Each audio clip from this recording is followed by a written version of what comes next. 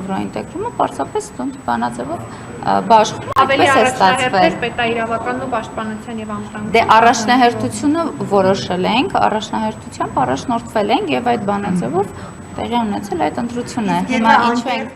չէիք սպասում, որ ընդդիմությունը կընտրի մասնավորապես Իհարկե եվրասիականին էինք սպասում, որ իրենք կընտրեն, բոլոր դեպքերում, եթե դա տեղի ունեցել, հիմա քննարկում ենք իրենց հանձնաժողովի նախագահի թեկնածությունը։ Արեգա Հովսեփյանի տված պատասխանները ձեզ գոհացրին, մասնավորապես եվրոպական։ Ես կարծում եմ հարցերի եւ ելույթների հետևելով, հարցերին եւ ելույթներին հետևելով պարզ է, որ մեզ չի գոհացնում իր պատասխանները եւ իր պատրաստվածությունը այդ հանձնաժողովում։ Իսկ մյուս տեխնացուներինը Մյուս տեխնացուների մասով էլի ունենք ելույթներ եւ հարցեր, որոնք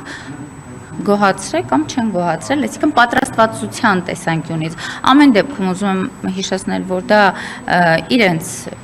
սահմանադրությամբ իրենց տեղն է, բայց անձի եւ տեխնացության մասով լինելու է քննարկում։ Եթե լինի որոշում, օրինակ, որ պետք է չընտրենք, իրենք կարող են նորից տեխնացու առաջադրել, որը նորից կքննարկենք։ Իսկ չեմ տեսնում Եվրամիության հետ կապված գործընթացներ իշխանությունը սկսել։ Ձեզ համար խնդրառույց է, որ դա մնացել է ընդդիմության ձեռքում։ Հանձնաժողովի գործառույթները կարծում եմ պարզ է, այն քաղաքականությունը, որ վարում է կառավարությունը, հանձնաժողովը այստեղ կատարելու է այն գործառույթը, որը որևէ խնդիր չի լինի, եթե մոտեցումը եւ սկզբունքը եւ այն կազմակերպչական աշխատանքն է, որը պատկերացնում ենք մենք եւ մեր կառավարության գործողության շրջանակում իհարկե չենք տեսնում։ Կառավարության ծրագրի ձեր այո, իհարկե իրականության, այո, նույն շրջանակում։ Այո։ Դրանից դուրս, որի մասին օրինակ նույն տեխնացուն։ Ես ուզում եմ հիշեցնել, որ հանձնաժողովներում քաղաքացիական պայմանագիր խմբակցությունը մեծամասնություն է եւ ցանկացած որոշում, ցանկացած հարցի քննարկում մենք ունենք եւ ունենալու ենք շատ ակտիվ մասնակցություն եւ որևէ բան, որը տեղի կունենա առանց քաղաքացիական պայմանագիր խմբակցության հանձնաժողովի անդամի ներկայության տեղի չի ունենալու։ Իսկ մանավանդ դուք նշեցիք կանոնակարգ օրենքը, որի դուք ստանալով մեծամասնությունը, նաև մեծամասնություն եք ունենալու հանձնաժողովում, հա։ Հաշվի առնելով այդ հանգամանքը, որ որևէ օրինակ օրինագիր չի կարող, այսպես ասած, անցնել առանց ձեր, հա, քվեարկության, դա հաշվի առնելով հնարավոր է տալ Արեգա Հովսեփյանին Ես չեմ կարող աշխատանքի ընթացքում տեսնելու։ Ես նորից կկրկնեմ, ես չեմ կարող ասել կարծիք, որը դեռ խմբակցությունը չունի մեծամասնություն, չունի որոշում։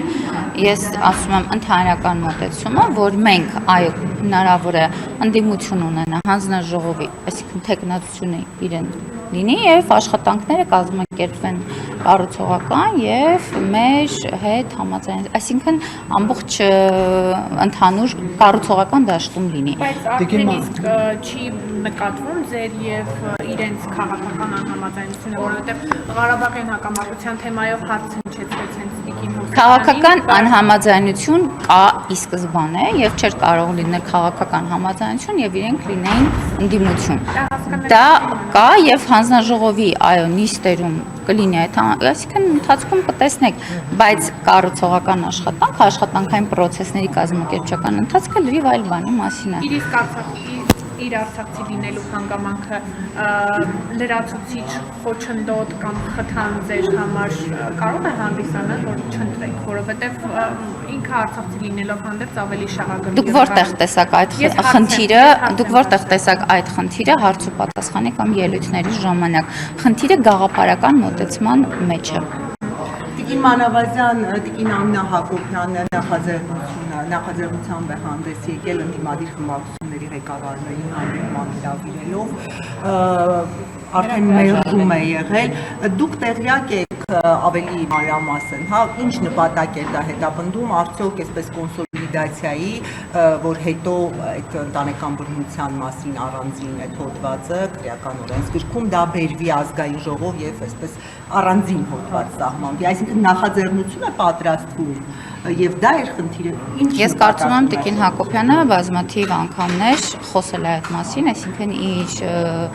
վիդեոներում եւ տեսաուղերձներում ասում է այդ մասին, շատ լավ նախաձեռնություն է, անձամբ հանդիպելու եմ որպես խմբակցության ղեկավար, երբ հանդիպեմ այդ մասին կկիսվեմ։ Քանի որ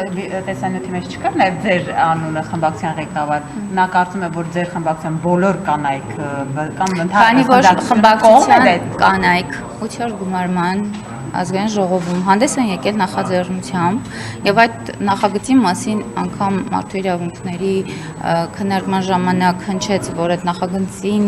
դեմ են քվեարկել հենց Հայաստան դաշինքը, այդ նախագծի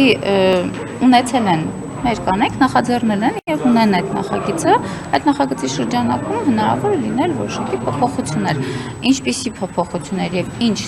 շրջանակում ընթացքում խոսենք, այսինքն ես ավելի այո ինձ հրավեր եկել է, ես կմասնակցեմ եւ կկիսվեմ ձեզ հետ։ Այսինքն ո՞րն է նախաձեռնությունը լինելու, վերվելու է նոր նախագիծ, երբ հանդիպեմ, խոսեմ, կկիսվեմ։ Կառավարության ծրագիրը երբ է ներկայացվելու ազգային ժողովի։